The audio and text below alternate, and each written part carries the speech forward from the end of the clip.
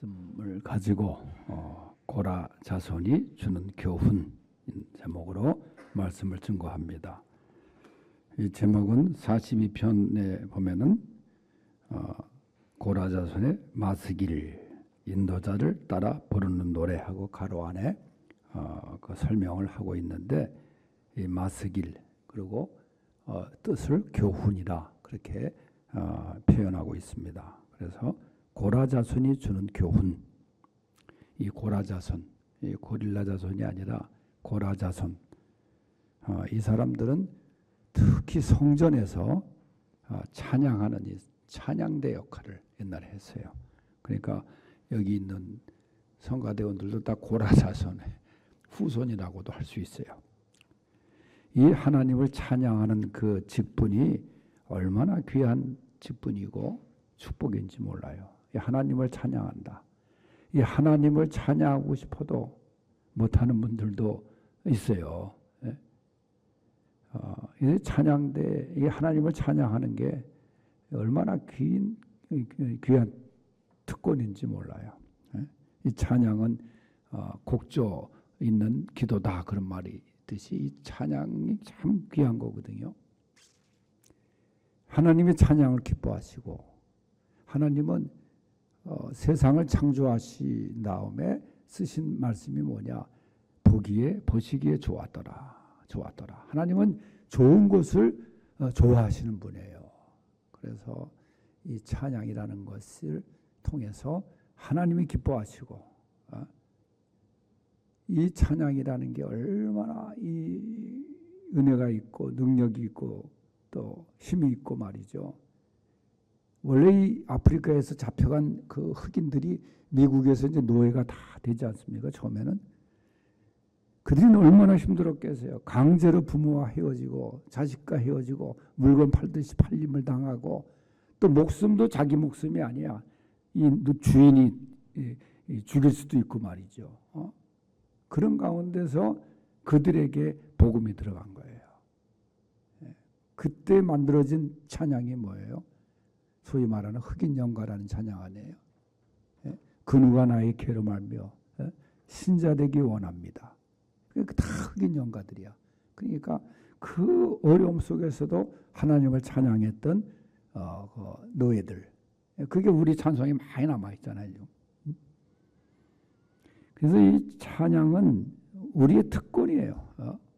몇 주 전에 설교했지만 바울과 실라가 깊은 감옥에 들어가서 착고가 채워지고 암흑 속에서 그때의 한 게 뭡니까? 찬양이에요. 찬양. 하나님께 찬양하고 기도하고 하니까 옥토가 무너지고 지진이 난 것처럼 쇠사슬이 풀어지고 말이죠. 그래서 찬양은 나의 묶인 모든 것들을 다 풀어주는 그런 귀한 도구예요.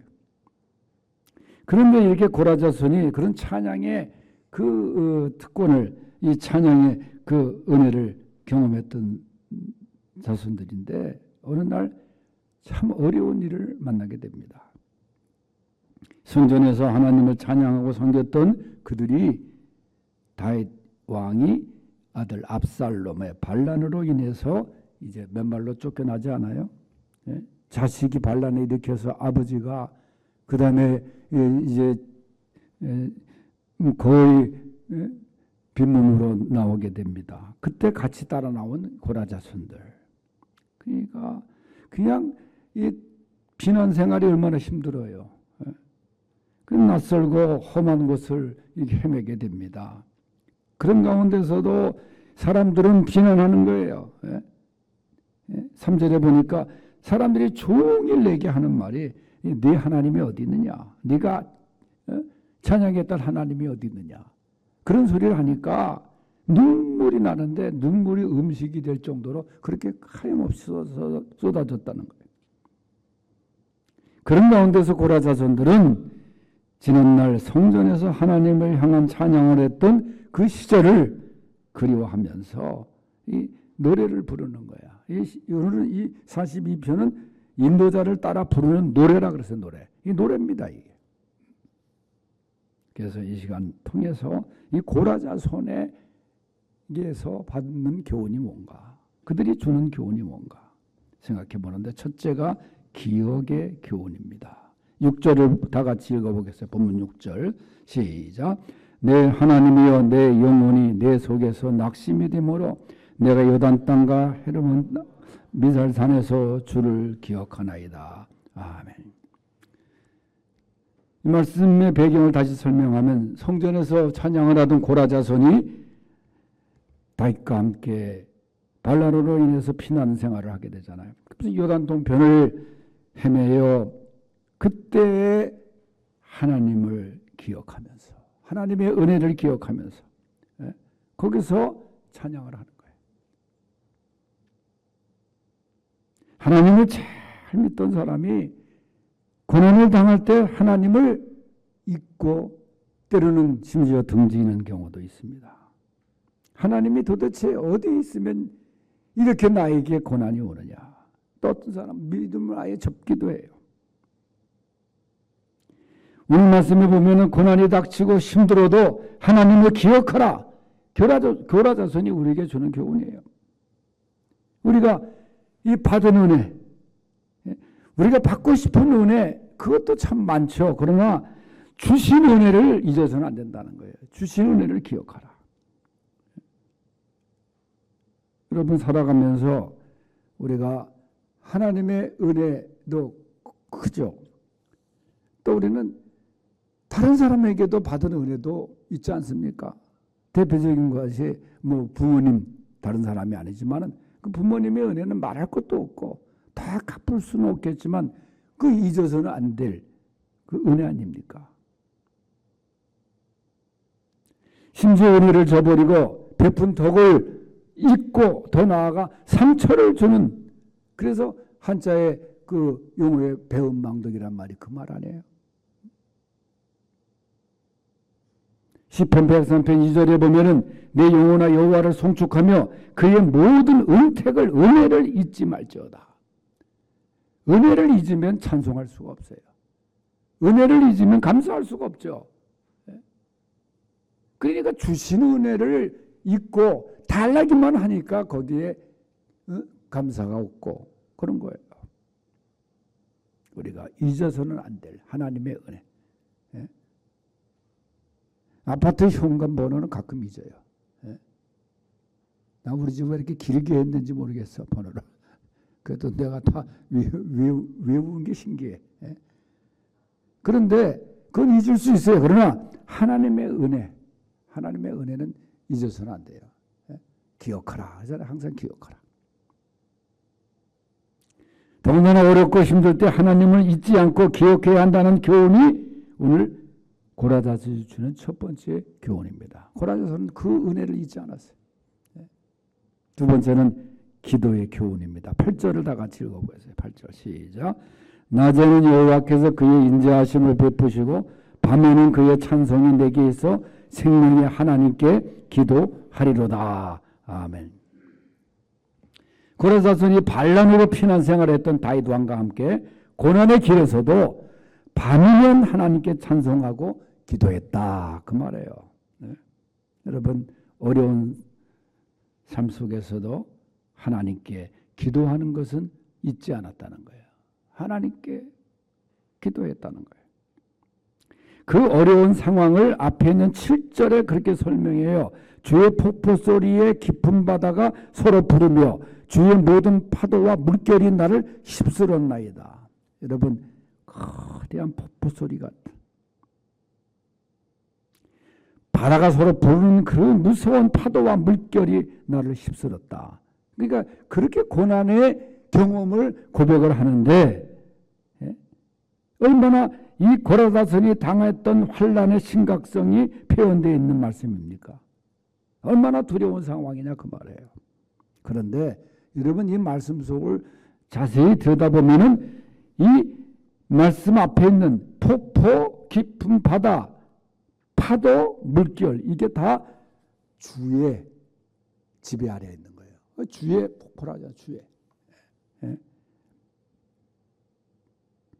그냥 폭포가 아니에요. 깊은 파도, 풍랑 바로 주의 파도. 주의 파도. 주장하시는 아무리 거센 폭풍과 폭포도 파도와 물결도 주님이 주장하신다는 거예요. 주님께 기도하면 그 어떤 것도 극복할 수 있다는 거예요. 자, 우리가 부르는 찬송가 345장 한번 가사를 보세요. 네? 저 한번 다 같이 1절 읽어보세요. 시작. 좀 크게.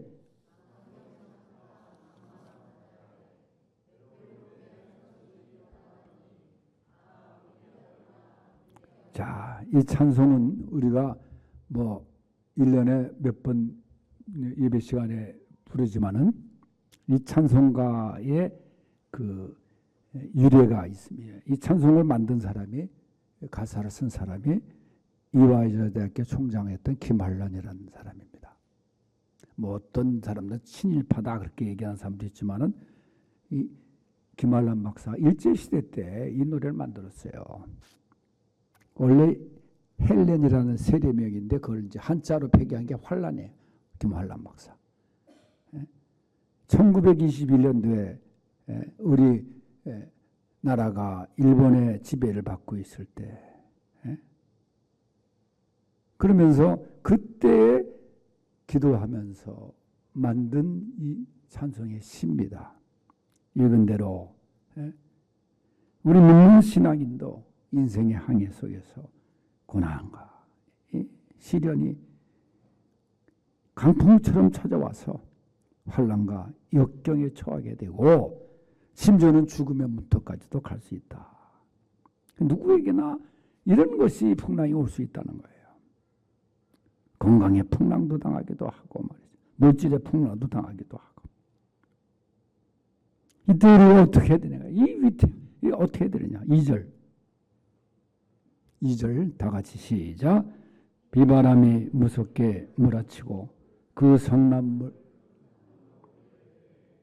저 뱃사공 어쩔 줄 몰라 하니 아 가련하구나. 예. 여러분 갈릴리 바다에서 제자들이 이제 우리는 이 흔들리는 풍랑 속에 배 안에서 죽었구나. 예? 그때 예수님 뭐하고 계셨어요? 왜 예수님이 왜 도와주지 않느냐? 우리가 그럴 느낌을 받을 때도 있어요. 왜 이렇게 힘든데 예수님은 가만히 계시느냐? 주님이 보이질 않아요. 네? 그러나 주님의 그 침묵은 주님의 계획이 있습니다. 우리를 단련시키려는 계획이 있습니다. 그래서 이 말씀에 이제 이 3절의 가사로 넘어가요. 3절 다 같이 시작. 절망 중에 그 사공 떨면서도 한 줄기의 밝은 빛 보고서 배 안에도 하나님 계심 믿고 오 기도 올린다. 배 안에도 하나님 계심을 믿고 기도를 올리기 위함. 이 풍랑과 파도 속에도 하나님 계심을 믿고 하나님이 나와 함께 하신다. 주님이 함께 하시면 두려울 것이 없다. 4절 다 같이 읽어보시자. 아버지여 이제인 굽어오사 성남풍랑 잔잔케 하시고 이 불쌍한 인생을 살리소서. 오 우리 하나님. 네? 여러분 갖가지 문제에 부딪히고 문제를 주님 앞에 갖고 나가야 되는데 오히려 원망하고 더 멀어지는 경우가 있잖아요. 사실 다시 말하지만 누구에게나 이 광풍이 있습니다. 이 광풍에 거기는 반드시 뜻이 있다는 거예요. 이 풍랑 속에 주님이 함께 하신다면 우리는 승리하는 거예요. 이런 말이 있어요. 고난의 한복판이야말로 바로 위대한 새로운 창조를 시작할 수 있는 절호의 기회다. 그때 외칠 수 있길 바랍니다. 주님 함께 하시니 감사합니다. 주님 도와주세요. 내가 승리의 항해를 마칠 때까지 주님 도와주세요. 이제 마지막 5절을 다 같이 읽겠어요. 시작. 모진 바람 또 험한 큰 물결이 제 아무리 성내어 덮쳐도 권능의 손 그 노를 저으시니 오 잔잔한 바다라 잔잔한 바다라. 아무리 우리를 덮친다고 해도 예수님이 우리와 함께 하신다는 것을 우리가 깨닫는 순간 예수님 잠잠하라 사라져라. 이 문제의 배후에는 어쩌면 사탄의 역사가 있었을 거예요. 그러나 예수님 앞에는 다 무너지게 되어 있습니다. 도망가게 되어 있습니다. 그래서 우리는 문제를 바라보지 말고 예수님을 바라보고 나와 함께 하심을 믿고 예수님의 이름과 권세를 사용해서 모든 시련과 고통과 어려움을 몰아내고 당당하게 일어설 수 있는, 그래서 하나님께 영광 돌리는 그런 귀한 우리 성도들이 될 수 있기를 바랍니다. 이게 이 찬송이 주는 또 교훈이에요. 네? 그럼 마지막 한 말씀 드리면은 고라자손의 교훈은 낙심하지 말라는 교훈입니다. 11절 말씀 다 같이 읽어보세요. 11절 시작. 내 영혼아 내가 어찌하여 낙심하여 어찌하여 내 속에서 불안해하는가. 너는 하나님께 소망을 두라. 나는 그가 나타나 도우심으로 말미암아 내 하나님을 여전히 찬송하리로다. 아멘. 여러분 낙심은 누구에게나 생기는 겁니다.